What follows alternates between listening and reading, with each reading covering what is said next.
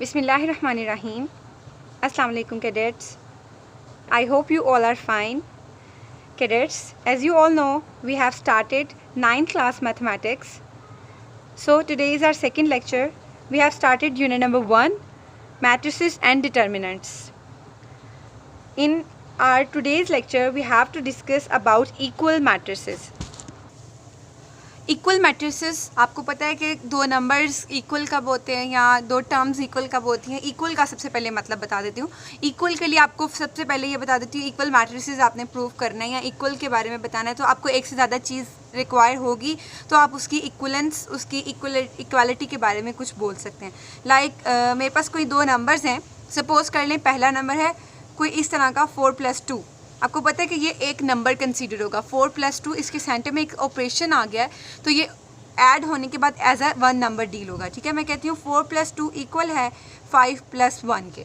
ठीक है, तो ये इक्वल किस तरह से मैं इसको ऐड करके देखूंगी. 4+2 आता है 6 और 5+1 भी 6 आता है. सो आई सेड कि ये दोनों नंबर्स जो हैं वो आपस में क्या हैं, इक्वल हैं. इक्वल का मतलब होता है कि किसी भी चीज़ को इक्वल प्रूफ करने के लिए आपको एक से ज़्यादा चीज़ों की ज़रूरत होती है. आप ये नहीं कह सकते आपके पास कोई भी मैट्रिक्स ए गिवन है, आप बताओ वो क्या वो इक्वल है. किसके इक्वल है, कोई दूसरा मैट्रिक्स गिवन होगा तभी मैं प्रूफ कर सकूंगी कि वो दो मैट्रिसेस आपस में इक्वल है. ये एक रिलेशन होता है इक्वल मैट्रिसेस का. इक्वलिटी जो है वो एक रिलेशन है जो दो एक से ज़्यादा चीज़ों के दरमियान पाई जाती है. दो या दो से ज़्यादा चीज़ों के दरमियान भी पाई जा सकती है, लेकिन हमेशा कभी भी एक चीज़ के बारे में आप इक्वल नहीं बता सकते. आपको एक से ज़्यादा गिवन होगी, दो या दो से ज़्यादा, तो आप उनकी इक्वालिटी के बारे में कुछ बता सकते हैं. सबसे पहले तो मैं order of a matrix repeat कर दूं. Order of a matrix cadets, हम लोगों ने किसी भी मैट्रिक्स का ऑर्डर प्रीवियस लेक्चर में डिस्कस किया था. आई होप कि आप लोगों का 9th क्लास का स्टार्ट है. आप अपने आप से वादा करें, अपने आप से प्रॉमिस करें, आप ऑनेस्टी के साथ 9th क्लास का मैथ स्टार्ट करेंगे. आगे बोर्ड एग्ज़ाम्स होंगे आपके, तो अगर आप फर्स्ट डे से ही अपने आप को कमिट कर लेते हैं अपने वर्क के साथ, तो believe me maths is a really very easy thing. Math बिल्कुल भी डिफ़िकल्ट नहीं है कैडेट्स. मैथ बहुत ईजी कॉन्सेप्ट है. अगर आपके जो है आपकी क्लास के फ्यू कैडेट्स 100 और 100 मार्क्स ले सकते हैं, तो आप सब क्यों नहीं ले सकते. Of course you all can do. आप सब लोग ले सकते हैं बिकॉज आप लोगों के अंदर इंटरेस्ट पैदा होना चाहिए, आपके अंदर एक लगन पैदा होनी चाहिए मैथ को करने की. अगर आपके अंदर वो सब चीज़ें हैं तो you all can achieve 100% result in mathematics. So हम अपना लेक्चर स्टार्ट करते हैं. इक्वल मैट्रिसेस की सबसे पहले डेफिनेशन को देखते हैं. डेफिनेशन आपके पास क्या है, let A and B be any two matrices. आपके पास ए और बी जो है वो कोई भी दो मैट्रिसेस है. जैसा कि मैंने अभी आपको बताया कि आपको दो चीज़ों की या दो से ज़्यादा चीज़ों की ज़रूरत होगी तभी आप उनके दरमियान में इक्वालिटी को प्रूव कर सकते हो. अदरवाइज़ आप एक मैट्रिक्स को इक्वल प्रूव नहीं कर सकते. आप कह दो कि आपको ए मैट्रिक्स गिवन है, आप बताओ कि ये इक्वल है. कैसे? आपको दूसरा मैट्रिक्स गिवन होगा तभी आप बता सकते हो कि ये दो मैट्रिसेस इक्वल हैं. तो डेफिनेशन को देखते हैं, फिर मैं एक्सप्लेन करती हूँ. इसके ऑर्डर की ज़रूरत होती है और आपने कोरिस्पॉन्डिंग एंट्रीज़ को चेक करना होता है. एंट्रीज़ मैं बता चुकी हूँ कि मैट्रिक्स के अंदर मौजूद एलिमेंट्स और नंबर्स जो होते हैं वो उसकी एंट्रीज़ कहलाती हैं. ठीक है, ए और बी आपके पास कोई भी दो मैट्रिक्स है, then A is said to be equal to B. A matrix जो होगा, ए का मतलब है ए भी एक मैट्रिक्स है और बी भी. ए मैट्रिक्स बी के तब इक्वल होगा. इसको डिनोट कैसे करते हैं, पहले तो डिनोशन का तरीका ए इक्वल्स टू बी, लाइक जिस तरह हम लोग नंबर्स को इक्वल प्रूफ करते हैं इस तरह से, तो बड़ा करके लिख दिया. इसी तरह हम मैट्रिक्स को भी इक्वल उनको डिनोट करने का तरीका होता है, जाहिर करने का. ठीक है, तो मैट्रिक्स को इस तरह इक्वल लिखते हैं. इफ़ एंड ओनली इफ़, इसका मतलब है अगर ये कंडीशन सेटिस्फाई करेगी तो ही ये मैट्रिक्स इक्वल होगा, अदरवाइज ये मैट्रिक्स इक्वल नहीं होंगे. अब दो मैट्रिसेस को इक्वालिटी चेक करनी है, वो आप किस तरह से चेक करेंगे. दो कंडीशन सेटिस्फाई करनी चाहिए. मैट्रिक्स ए का ऑर्डर इक्वल होना चाहिए मैट्रिक्स बी के ऑर्डर के. ऑर्डर को मैं एक अच्छे से एक्सप्लेन कर चुकी थी. ऑर्डर क्या होता है कैडेट्स, एक ए मैट्रिक्स में नंबर ऑफ़ रोज़ और नंबर ऑफ़ कॉलम्स, अगर number of rows by number of column equal होगा ए मैट्रिक्स का बी मैट्रिक्स के, तो ही वो पहली कंडीशन उसकी, वो हम उन दो मैट्रिक्स को इक्वल बोल सकते हैं. सेकंड कंडीशन आपके पास क्या है, दोनों condition back to back satisfy करनी चाहिए एक टाइम में.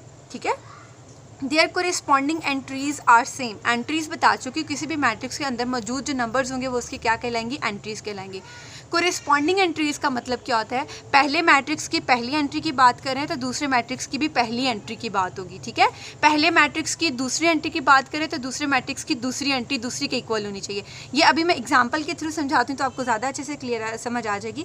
बस आपको इतना पता होना चाहिए कि ए का ऑर्डर बी के ऑर्डर के इक्वल होना चाहिए। जो दो मैट्रिक्स आपको गिवन होंगे उसने कहा होगा चेक करेंगे इक्वल है या नहीं। आपने सबसे पहले क्या करना है, उनका ऑर्डर चेक करना है। अगर ऑर्डर इक्वल है तो हम सेकंड कंडीशन चेक करेंगे, अगर ऑर्डर ही इक्वल नहीं होगा तो हम कह देंगे कि ये दोनों मैट्रिसेस जो हैं वो इक्वल नहीं है। सेकंड कंडीशन है their corresponding entries are equal, उसमें मौजूद तमाम नंबर्स भी सेम होने चाहिए दूसरे मैट्रिक्स की एंट्रीज के, ठीक है। तो चलिए एग्जाम्पल लेट करते हैं।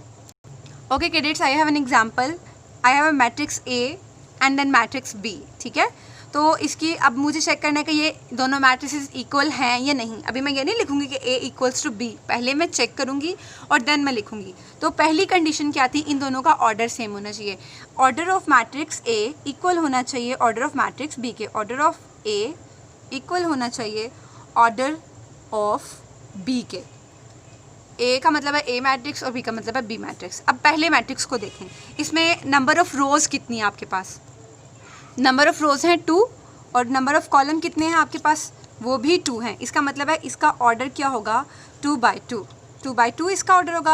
और अगर दूसरे मैट्रिक्स को देखूं तो इसमें नंबर ऑफ़ रोज़ कितनी है, ये 2+1 जो लिखा हुआ है ना, ये आपको एक नंबर बना देगा मिलके। सिमिलरली 4-2, अभी जैसे मैंने पीछे 5+1 को ऐड करके बताया था कि वो एक नंबर बनता है। फासले पे लिखा है, ये जो एडिशन के साथ लिखा है ये एक अलग से नंबर होगा, ठीक है। ये सेपरेट एंट्री है और ये पूरी की पूरी एक सेपरेट एंट्री है। इसी तरह ये भी, इसका सोल्यूशन करने के बाद हम चेक करेंगे कि ये इक्वल है या नहीं। इसमें कितनी रोज़ हैं, 2 रोज़ हैं और कॉलम्स कितने हैं, 2 कॉलम्स हैं। कैसे 2 कॉलम्स हैं, ये पहला वाला, और जब इसको ऐड करके आंसर लिखेंगे तो ये पूरा जो होगा ये पूरा का पूरा एक कॉलम बनेगा, ठीक है। ये पूरा का पूरा एक कॉलम बनेगा। इसका मतलब है कैडेट्स, आपके पास पहले मैट्रिक्स में भी 2 रोज़ 2 कॉलम है, अगले मैट्रिक्स में भी 2 रोज़ और 2 कॉलम है। इसका ऑर्डर को लिखने का तरीका बताया था, नंबर ऑफ़ रोज़ हमेशा पहले लिखते हैं, नंबर ऑफ़ कॉलम हमेशा बाद में लिखते हैं। तो कैडेट्स इसको लिखने का तरीका है 2/2 इस तरह से, ठीक है। 2 का मतलब है पहले लिखे जाने वाली रोज़ की तादाद है और लास्ट पे नंबर ऑफ़ कॉलम। सिमिलरली इसमें भी 2 रोज़ हैं और 2 कॉलम है, ठीक है। इसका मतलब है पहली कंडीशन सेटिस्फाई हो गई, ऑर्डर ऑफ ए इक्वल है ऑर्डर ऑफ बी के। पहले का ऑर्डर है 2/2 और दूसरे का ऑर्डर भी आपके पास क्या है, 2/2। 2 रोज़ हैं आपके पास और 2 ही आपके पास कॉलम्स हैं, ठीक है। सेकंड कंडीशन थी इनकी कोरिस्पॉन्डिंग एंट्री सेम होनी चाहिए। कोरिस्पॉन्डिंग एंट्री का मतलब होता है पहले रो की पहली एंट्री दूसरी रो की पहली एंट्री के इक्वल होनी चाहिए, पहली रो की दूसरी एंट्री दूसरी रो की दूसरी एंट्री के इक्वल होनी चाहिए। तो इसके लिए सबसे पहले मैं क्या करूँगी, इसको सॉल्ट आउट करके लिखूंगी, इसका सोल्यूशन लिखूंगी। 1 - 4 तो एज इट इज़ आ जाएगा। 2 + 1 कितना होता है, 3 होता है। जब मैं इसका आंसर लिखूँ तो यहाँ 3 आएगा। 4 - 2 कितना होता है, 2 होता है। प्लस का साइन आएगा, बड़ी वैल्यू 4 है तो इधर प्लस का साइन है, इसलिए ये +2 आ जाएगा, ठीक है। अब मैं देखूँगी क्या इनकी कोरिस्पॉन्डिंग एंट्री सेम है। दोबारा सुनिएगा, कोरिस्पॉन्डिंग एंट्रीज का मतलब होता है पहले मैट्रिक्स की पहली रो की पहली एंट्री दूसरे मैट्रिक्स की पहली रो की पहली एंट्री के इक्वल होगी। पहले मैट्रिक्स की पहली रो की दूसरी एंट्री दूसरी के इक्वल होगी। पहले मैट्रिक्स की दूसरी रो की पहली एंट्री दूसरी रो की पहली एंट्री के इक्वल होगी। कोरिस्पॉन्डिंग का मतलब होता है जिस जगह पहले ये एंट्री है उस जगह जो दूसरी एंट्री है वो इसी के इक्वल होनी चाहिए। 1 इक्वल है 1 के, 3 इक्वल है 3 के, -4 इक्वल है -4 के, 2 इक्वल है 2 के। इनको बोलते हैं कोरिस्पॉन्डिंग एंट्रीज, ठीक है। इसका मतलब है इनकी कोरिस्पॉन्डिंग एंट्रीज भी सेम है। Corresponding entries are also same, entries are same. पहली कंडीशन भी सेटिस्फाई हो गई और दूसरी कंडीशन भी सेटिस्फाई हो गई। सो हम कह सकते हैं कि मैट्रिक्स ए जो है वो इक्वल है मैट्रिक्स बी के। आई होप आपने इस कंडीशन को अच्छे से अंडरस्टैंड किया होगा, समझा होगा। अगर यहाँ पे 4 - 3 होता तो 4 - 3 का आंसर आता है 1, तो यहाँ 1 आ जाता जबकि यहाँ 2 था। इसका मतलब है सारी एंट्रीज सेम नहीं हुई तो ये कभी भी मैट्रिक्स इक्वल नहीं होगा। कंडीशन क्या है, दोनों का ऑर्डर भी सेम होना चाहिए और ऑल एंट्रीज जो हैं वो कोरिस्पॉन्डिंग एंट्रीज सेम होनी चाहिए। अगर कोई एक भी डिफरेंट हो जाएगी तो वो मैट्रिक्स इक्वल नहीं होगा, ठीक है। अब सेकेंडली एक कॉन्ट्रेरी एग्जाम्पल देख लेते हैं, मतलब इसमें इक्वल हुआ है। एक ऐसी एग्जाम्पल आपको बता देती हूँ जिसमें 2 मैट्रिक्स इक्वल नहीं होंगे। अब देखें L है और M है। L का ऑर्डर आपके पास क्या है, ये R1 ये R2, 2 रोज़ हैं आपके पास और इसमें 2 ही कॉलम है, ये कॉलम 1 और ये कॉलम 2, C1 और C2। और इसका ऑर्डर लिखने का तरीका क्या होता है, रोज़ की तादाद पहले बाय कॉलम की तादाद 2/2, ये कॉलम ऑर्डर को लिखने का तरीका होता है। ऑर्डर ऑफ L इक्वल है ऑर्डर ऑफ M के। M का ऑर्डर कैडेट्स आपके पास क्या है, इसमें भी 2 रोज़ हैं, R1 और R2, और कॉलम कितने हैं, 2 कॉलम हैं, C1 और C2। याद रहे कैडेट्स, बार बार रिपीट कर रही हूँ, रो की तादाद हमेशा पहले लिखते हैं। वो अलग बात है कि इसमें सेम आ रही है, अगर किसी ऐसा केस आ जाए जिसमें डिफरेंट आए तो याद रहे रोज़ की तादाद हमेशा पहले लिखते हैं बाय, और फिर लास्ट पे कॉलम की तादाद। पहली कंडीशन सेटिस्फाई हो गई, ऑर्डर ऑफ L इक्वल है ऑर्डर ऑफ M के। अब मैं दूसरी कंडीशन चेक करूँगी। दूसरी कंडीशन क्या थी, कोरिस्पॉन्डिंग एंट्रीज उनकी सेम होनी चाहिए। अब देखें, L की पहली एंट्री है 2 और M की पहली एंट्री आपके पास क्या है, 2। पहली एंट्री के इक्वल है। दूसरी एंट्री पहली रो की दूसरी एंट्री देखें 3 है, इस प्लेस पे 3, और यहाँ पे भी क्या है, 3 है, इस प्लेस पे 3, यहाँ तक तो सेम है। अब दूसरी रो की पहली एंट्री -1, यहाँ भी -1 है, और यहाँ भी इस M की भी -1 है। इसका मतलब है यहाँ तक तो सेम है। लेकिन जब मैंने लास्ट एंट्री को देखा, यहाँ क्या है, +2। पहले L मैट्रिक्स की लास्ट वाली एंट्री है +2, जबकि M मैट्रिक्स की लास्ट सेकेंड रो की लास्ट एंट्री आपके पास क्या है, -2। इसका मतलब है कि इनकी कोरिस्पॉन्डिंग एंट्रीज जो हैं वो सेम नहीं है। कोरिस्पॉन्डिंग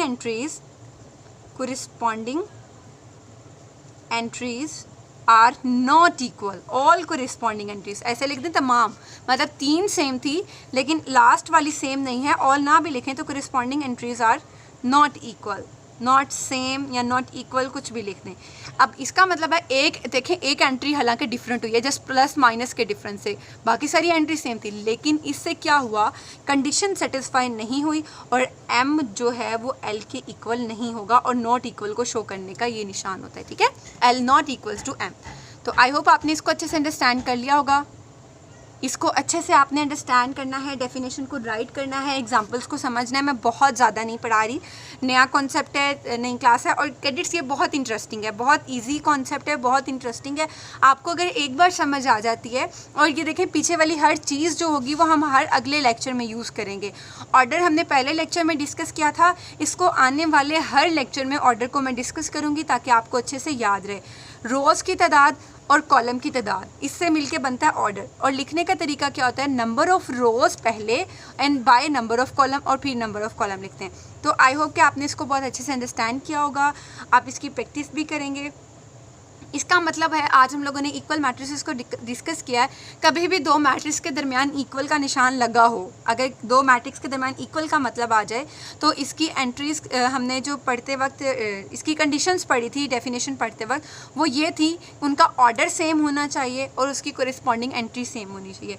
तो इफ़ एंड ओनली इफ़ की जब कंडीशन आ जाती है तो इसका मतलब है कि वो सिर्फ तभी इक्वल हो सकते हैं जब दोनों मैट्रिक्स का ऑर्डर भी सेम होगा, मतलब रो और कॉलम की तादाद भी सेम होगी दोनों में, और उसके बाद उनकी कोरिस्पॉन्डिंग एंट्रीज भी सेम होंगी, तभी वो मैट्रिक्स इक्वल होंगे। ठीक है, तो अगर 2 मैट्रिक्स को इक्वल लिखा हो किसी क्वेश्चन को सॉल्व करने के लिए, तो आपने उसको सॉल्व कैसे करना है, उसकी कोरिस्पॉन्डिंग एंट्रीज को इक्वल रखना है। जैसे 1 इक्वल है 1 के, पहली एंट्री पहली के, दूसरी एंट्री 3 है, 3 इक्वल है 2 + 1 के, और 2 + 1 को सॉल्व करें तो वह 3 ही आता है।